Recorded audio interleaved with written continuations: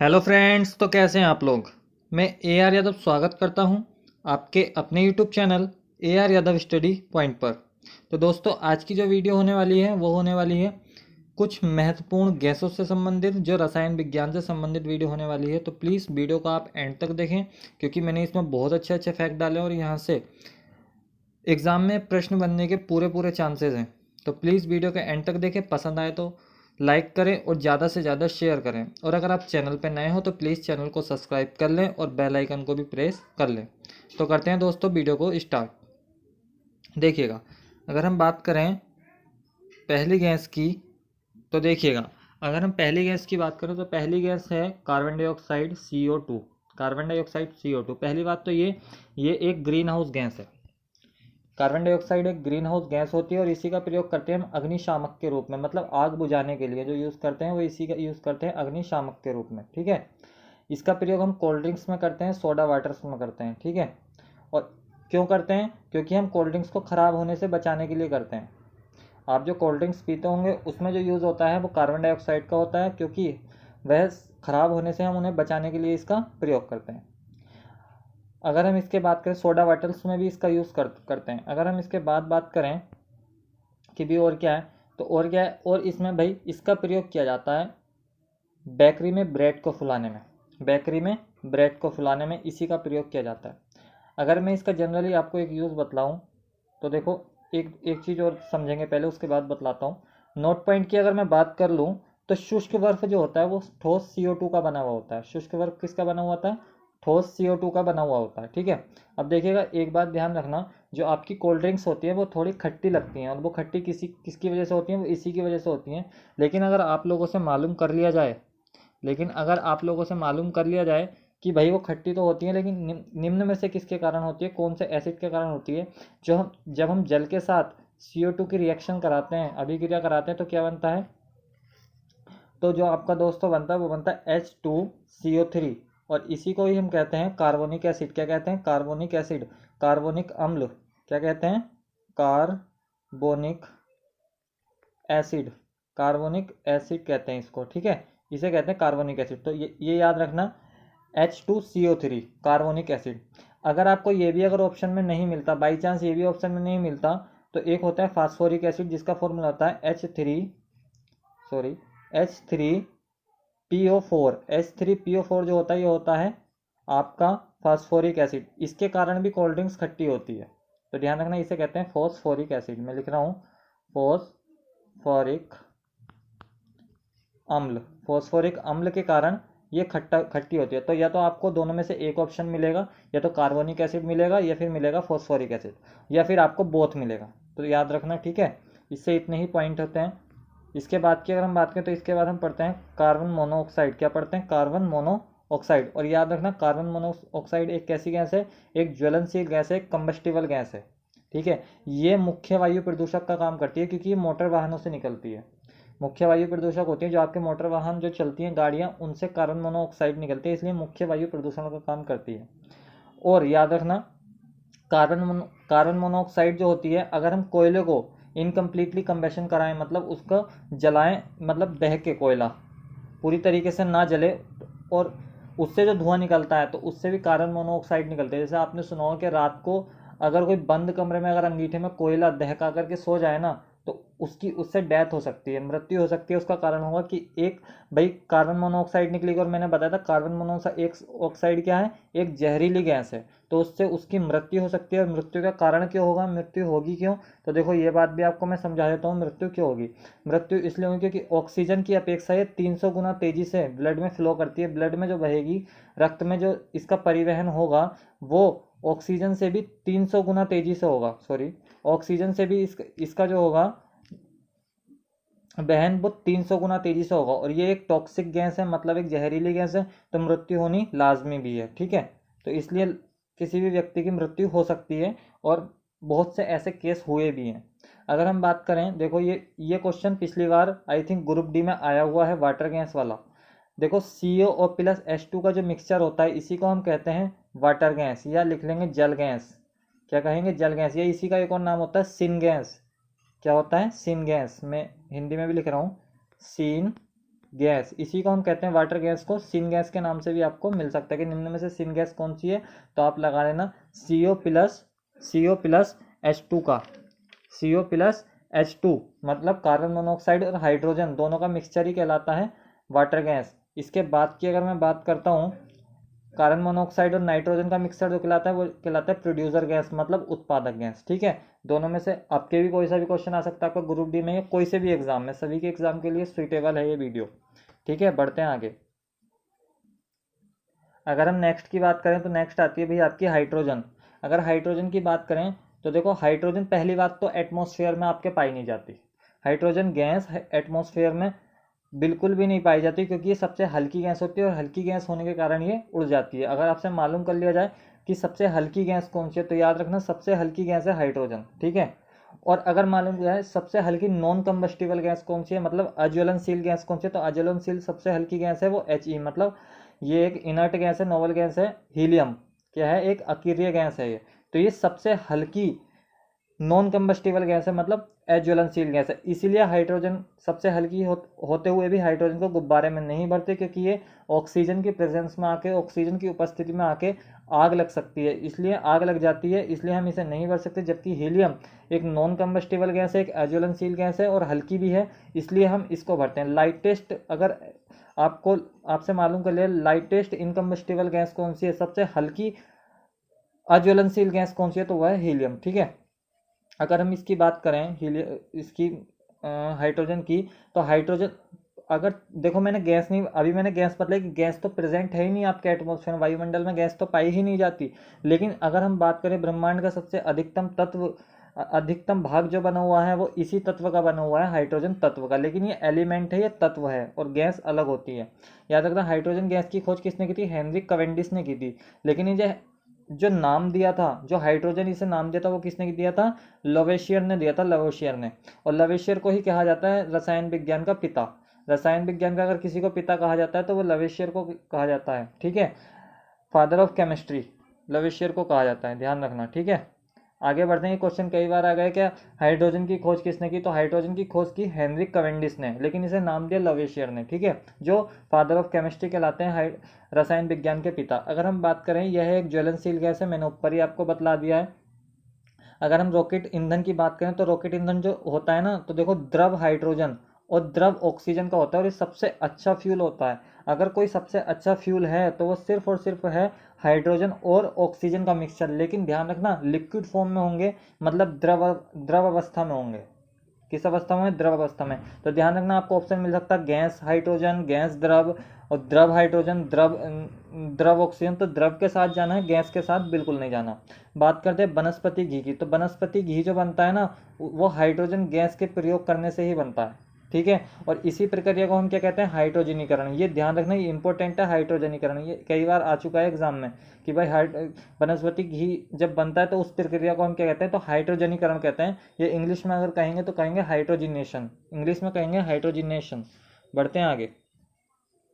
अगर हम आगे की बात करें, नेक्स्ट गैस है आपकी ओजोन। अगर हम ओजोन की बात करें तो ओजोन का फॉर्मूला क्या होता है, O3।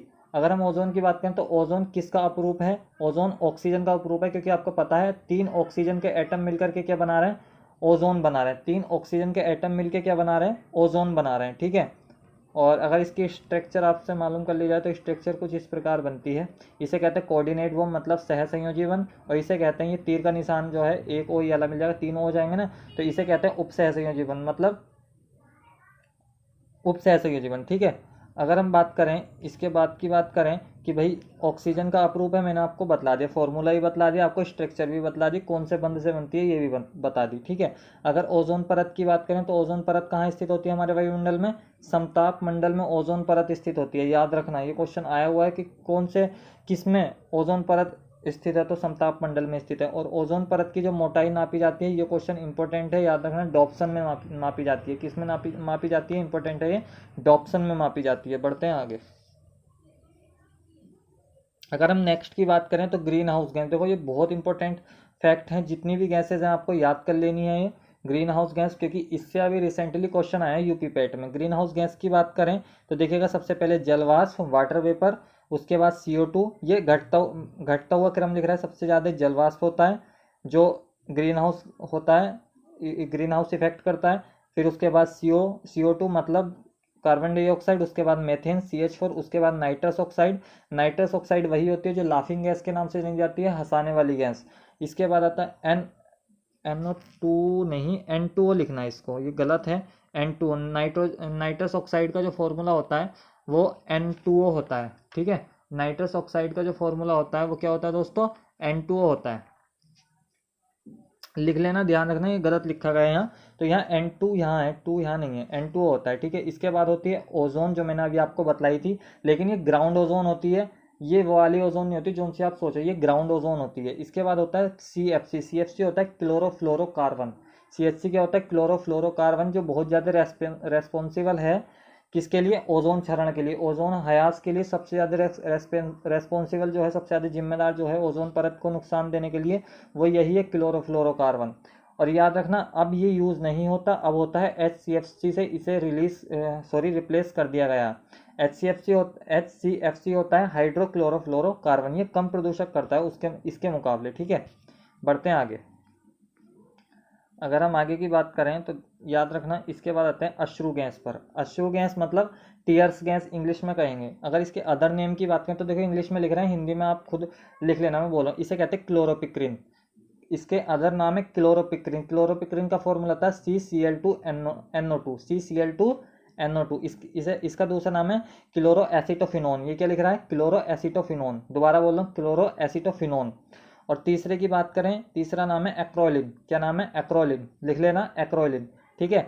इसकी बात करें तो अश्रु गैस की बात करें तो अश्रु गैस में क्या उपस्थित होती है, क्लोरीन। याद रखना अश्रु गैस में उपस्थित होती है दोस्तों क्लोरीन। बढ़ते हैं आगे। अगर इसके बात करें तो गोबर गैस से फॉर्मूला आ सकता है। गोबर गैस में कौन कौन सी गैसेज होती है, मेथेन होती है सबसे ज़्यादा, उसके बाद होती है कार्बन डाइऑक्साइड, उसके बाद होती है हाइड्रोजन गैस, ठीक है। सबसे ज़्यादा मेथेन, उसके बाद कार्बन डाइऑक्साइड, उसके बाद हाइड्रोजन। फॉर्मूले मैंने लिख रखे हैं, पहले मैंने बता दिया कि किसे क्या कहते हैं, ठीक है।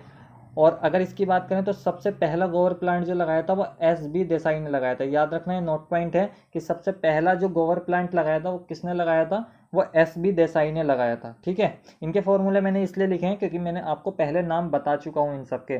मैंने ग्रीन हाउस में आपको इनके नाम भी बता दिए हैं। इसके बाद की बात करें तो ये बहुत अच्छा आपको मैंने एक मैट्रिक्स बना के दी है, यहाँ से क्वेश्चन बन सकता है। बहुत अच्छे फैक्ट हैं ये।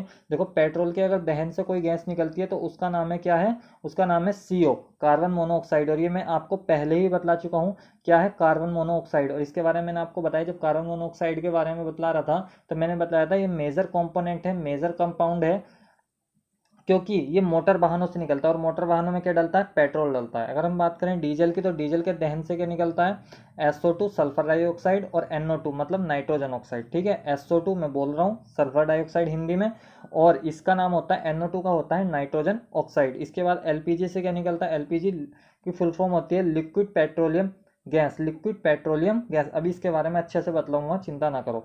अगर हम LPG की बात करें तो LPG जो आपके घर में होते हैं सिलेंडर, उसमें से क्या निकलती है, CO2 निकलता है। CO2 का मतलब कार्बन डाइऑक्साइड, और H2O का मतलब जल तो होता है, लेकिन ध्यान रखना है जल वाष्प है, वाटर वेपर है, जिससे ग्रीन हाउस इफेक्ट सबसे ज़्यादा होता है। मैंने आपको पहले ही बतलाया, वो जल वाष्प ये वही वाला है, ठीक है।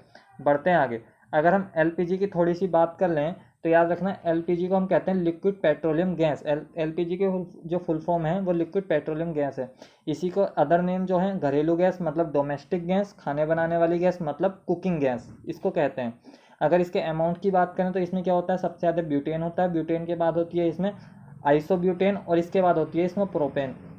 लेकिन याद रखना तीनों होते हैं, ब्यूटेन होता है, आइसोब्यूटेन होता है और प्रोपेन होता है। लेकिन एक बात याद रखना कि भाई ये तीनों गंधहीन होती हैं, तो फिर जब आपके घर में जब लीक हो जाती है तो फिर आपको गंध किसकी आती है, ऑर्डर किसकी आती है, ऑर्डरलेस गैस होती है, तो आपको गंध किसकी आती है, तो गंध आती है इथाइल मार कैप्टन की। किसकी आती है, इथाइल मार कैप्टन की। तो इथाइल मार कैप्टन का फॉर्मूला ये लिख रहा है C2H5 C2H5 इथाइल मार कैप्टन का फॉर्मूला होता है C2H5 याद रखना 5H जो है ये थायोल ग्रुप का होता है। कौन सा ग्रुप का होता है मैं आगे बतला रहा हूँ, एक मिनट रुको, एक मिनट। अब देखिएगा, अगर मैं बात करता हूँ, मैंने फॉर्मूला आपको बताया C2H5 5H। तो ये 5H जो होता है ना, ये थायोल ग्रुप का होता है। कौन से ग्रुप का होता है? थायोल ग्रुप का होता है। वैसे आपको ये कोई जानकारी भी जरूरी नहीं है, लेकिन फिर भी मैं बता रहा हूँ, ये थायोल ग्रुप का होता है। ग्रुप को शॉर्ट में लिखा है, ये थायोल ग्रुप का होता है। लेकिन अब जो मैं बता रहा हूँ वो इंपॉर्टेंट है, थायोल ग्रुप से ही बना है वो, इसलिए इसका एक नाम होता है थायोएथेनॉल। क्या कहते हैं? थायोएथेनॉल। मैं इंग्लिश में ही लिख रहा हूँ, हिंदी में आप लिख लेना, थायोएथेनॉल। इसको क्या कहते हैं? सॉरी, अरे यार ये क्या हुआ? इसको कहते हैं थायोएथेनॉल। क्या कहते हैं? थायोएथेनॉल। मैंने बहुत बार बोल दिया क्योंकि आपकी याद हो जाना चाहिए। और आपको नहीं मिलता एग्जाम में इथाइल मार्क कैप्टन, तो आप थायोएथेनॉल के साथ जाएंगे। फॉर्मूला भी मैंने आपको दिया है C2H5 बढ़ते हैं आगे। अगर नेक्स्ट की अगर मैं बात करूँ तो नेक्स्ट आती है आपकी मेथेन गैस। मेथेन गैस का फॉर्मूला होता है CH4। अभी मैं कई बार बतला चुका हूँ, दोबारा बतला दिया। अब देखो सबसे इंपॉर्टेंट फैक्ट क्या बनेंगे, इसके अन्य नाम, इसके बहुत सारे नाम हैं। जैसे कि इसका एक नाम है हरित गृह gas, green house effect gas. मैंने आपको बतला दी ग्रीन हाउस इफेक्ट गैस यही होती है। और कहाँ बतलाया? जब मैंने आपको बतलाया है ग्रीन हाउस के बारे में, जहाँ मैंने वाटर वेपर बतलाया, CO2 बतलाया, क्लोरोफ्लोरोकार्बन बतलाया, मेथेन भी बतलाया, लाफिंग गैस भी बतलाया। इसी तरीके से मैंने वहाँ आपको बतलाया होगा मेथेन गैस, आपको याद होगा। गोबर गैस में मैंने आपको बताया, गोबर गैस में बतलाया भाई ये CH4, ठीक है, मेथेन। प्राकृतिक गैस इसी को कहते हैं। प्राकृतिक गैस भी किसे कहते हैं? CNG, सॉरी, इसी को कहते हैं CH4 को। प्राकृतिक गैस भी CH4 को ही कहते हैं। धान के खेत से निकलती है। इंग्लिश में बतलाऊं तो ध्यान रखना, इंग्लिश वाले पैडी गैस कहते हैं इसको, पैडी गैस। लेकिन क्वेश्चन ये आ चुका है कई बार, और ये इन्वायरमेंट में एक बार क्वेश्चन आया था कि धान के खेत से कौन सी गैस निकलती है, तो ध्यान रखना धान के खेत से जो निकलती है वो CH4 निकलती है। कोयले के खनन से निकलती है ये, कोल माइनिंग से निकलती है, इसीलिए इसको कहते हैं, इंग्लिश में बता रहा हूँ, कोल माइनिंग गैस। इसी को कहते हैं कोल माइनिंग गैस, ठीक है। तो कोयले के खनन प्रक्रिया जब होगी तो कौन सी गैस निकली, क्वेश्चन आ सकता है। तो ध्यान रखना ये क्वेश्चन निकलती कौन सी है? CH4, मतलब मेथेन गैस निकलती है। इसके बाद की बात करें मार्श गैस, तो मार्श गैस क्यों कहा जाता है? क्योंकि ये दलदली क्षेत्र से निकलती है। और मार्शी, इसे मार्श गैस इसलिए कहते हैं क्योंकि दलदली क्षेत्र को इंग्लिश में कहते हैं मार्शी एरिया, इसलिए इसे कहते हैं मार्श गैस, ठीक है। तो बस दोस्तों आज के लिए इतना ही था। पसंद आए तो प्लीज़ लाइक करें, शेयर करें, और अगर आप चैनल पर नए हो तो प्लीज़ सब्सक्राइब कर लें। और इस सेशन को अटेंड करने के लिए बहुत बहुत धन्यवाद। Thanks for watching this video. मिलते हैं नेक्स्ट वीडियो में इसी उत्साह और उमंग के साथ। Thank you.